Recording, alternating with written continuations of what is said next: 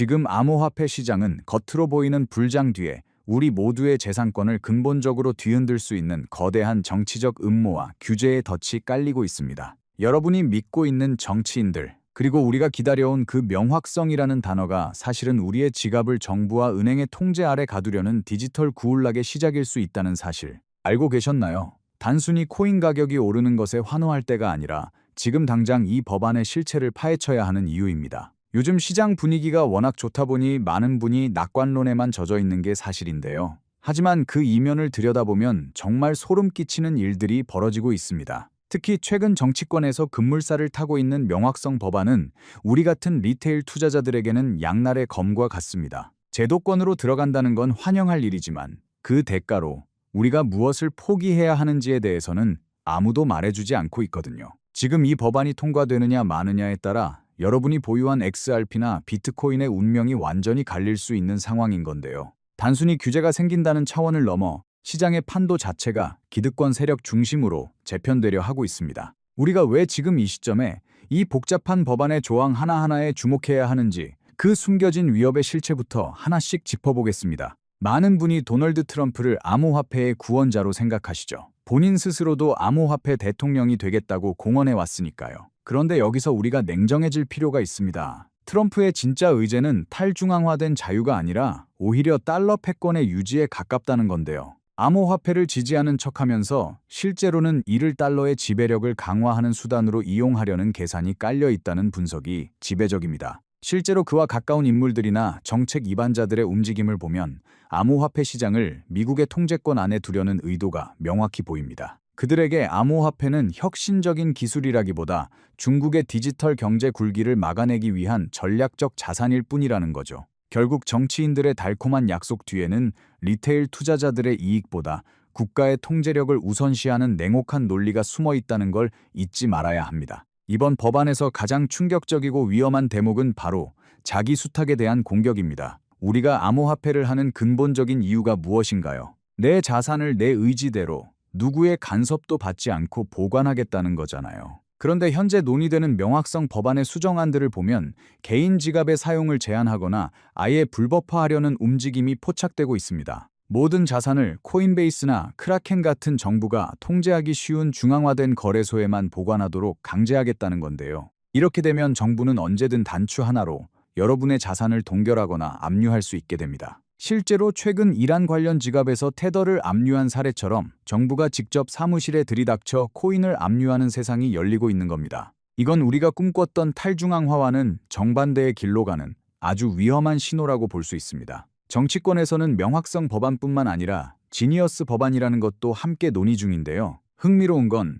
이 법안들이 교묘하게 특정 자산에 유리하게 설계되어 있다는 점입니다. 특히 이더리움의 경우 스테이블 코인 생태계의 중심지 역할을 하면서 제도적 수혜를 입을 가능성이 매우 큽니다. 법안의 내용을 뜯어보면 테더나 USDC 같은 특정 스테이블 코인 제공자들만 우대하는 경향이 있는데 이는 결국 이더리움 체인의 성장을 더욱 가속화하는 결과로 이어지게 됩니다. 다른 경쟁 체인들이나 자산들은 제도적 장벽에 막혀 성장이 저해될 때 이더리움은 정부의 가이드라인 안에서 독주 체제를 굳힐 수 있다는 거죠. 이건 시장의 자율적인 경쟁이 아니라 법이라는 이름으로 승자와 패자를 미리 정해놓는 불공정한 게임이 될 수도 있다는 뜻입니다. 법안이 처음 하원을 통과할 때만 해도 분위기가 나쁘지 않았습니다. 민주당 의원 78명이 당론을 거스르고 찬성표를 던질 정도로 초당적인 지지를 받았거든요. 그런데 상원으로 넘어간 뒤에 상황이 급변했습니다. 상원은행위원회에서 나온 초안을 보니 분량이 278페이지로 늘어났고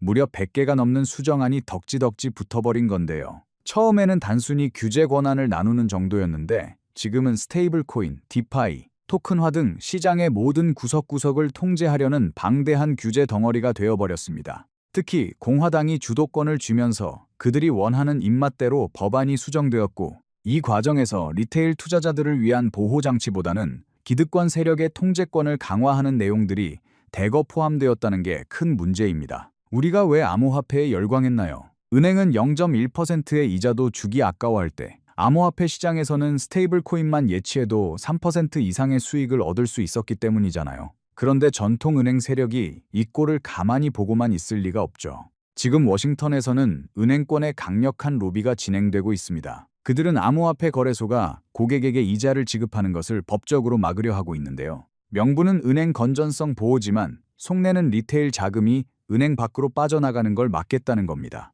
결국 이 법안이 은행권의 의도대로 통과된다면 우리는 더 이상 암호화폐를 통해 정당한 수익을 올리기 어려워질 겁니다. 부자들은 여전히 은행에서 우대를 받으며 자산을 불리겠지만 서민들의 자산 형성 기회는 규제라는 이름으로 박탈당하게 되는 셈이죠. 이런 절망적인 상황 속에서도 우리를 대신해 싸우는 이들이 있습니다. 바로 코인베이스의 브라이언 암스트롱인데요. 최근 월스트리트에서는 그를 공공의 적 1호로 낙인 찍었습니다. 왜일까요? 코인베이스가 리테일 투자자들에게 불리한 스테이블 코인 수익 규제 조항에 강력히 반대하며 법안 지지를 철회했기 때문입니다. 코인베이스 입장에서도 비즈니스에 타격이 크겠지만 무엇보다 시장의 생태계가 파괴되는 걸 막으려 하는 건데요. 하지만 정치권과 금융권은 코인베이스를 고립시키려 하고 있습니다. 그들은 법이 없는 것보다 나쁜 법이라도 있는 게 낫다는 논리로 다른 기업들을 포섭하며 코인베이스를 압박하고 있는 상황입니다. 이건 단순히 한 기업의 싸움이 아니라 암호화폐의 정신을 지키려는 자와 통제하려는 자 사이의 최후의 결전이라고 봐도 과언이 아닙니다.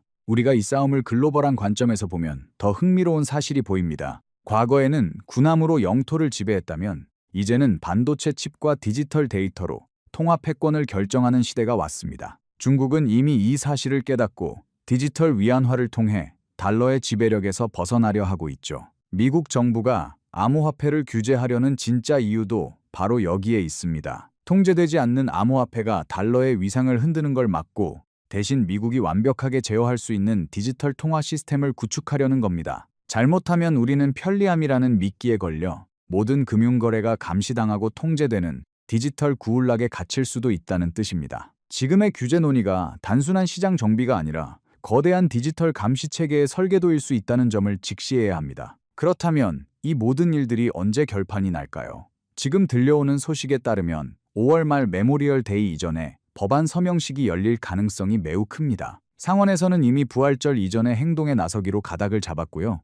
이건 우리에게 남은 시간이 얼마 없다는 걸 의미합니다. 4월과 5월 사이의 시장은 엄청난 변동성에 휘말릴 겁니다. 법안의 세부 내용이 확정될 때마다 코인 가격은 요동칠 것이고 그 속에서 누군가는 막대한 부를 쌓겠지만 준비되지 않은 자들은 모든 것을 잃을 수도 있습니다. 지금은 단순히 홀딩만 할 때가 아니라 법안의 진행 상황을 매일같이 체크하며 대응 전략을 짜야 하는 골든타임인 건데요. 시장의 판이 완전히 바뀌기 직전 폭풍 전야와 같은 긴장감이 흐르고 있습니다. 그런데 이 엄중한 상황 속에서도 정치인들은 본인들의 배를 채우기에 바쁩니다. 민주당의 코리 부커 의원이 지적했듯이 규제를 만드는 당사자들이 정작 본인들은 암호화폐로 막대한 수익을 올리고 있는 현실이 정말 개탄스러운데요. 특히 특정 정치인 가족이 운영하는 프로젝트가 법안의 수혜를 입도록 설계되었다는 의혹까지 나오고 있습니다. 본인들은 내부 정보를 이용해 투자하고 일반 국민들에게는 엄격한 잣대를 들이대며 수익 기회를 뺏으려 한다는 거죠.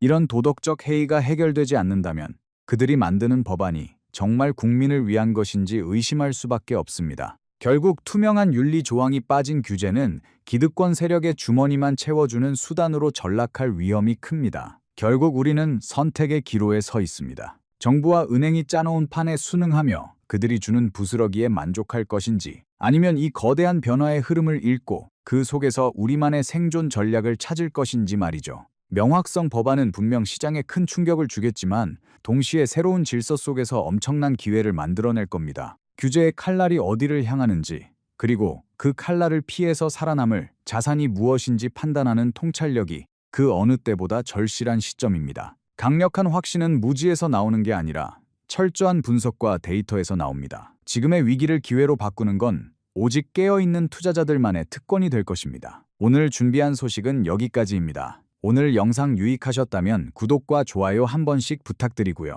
저는 다음에 더 좋은 정보와 소식으로 찾아뵙겠습니다. 여러분의 성공적인 투자를 기원합니다. 감사합니다.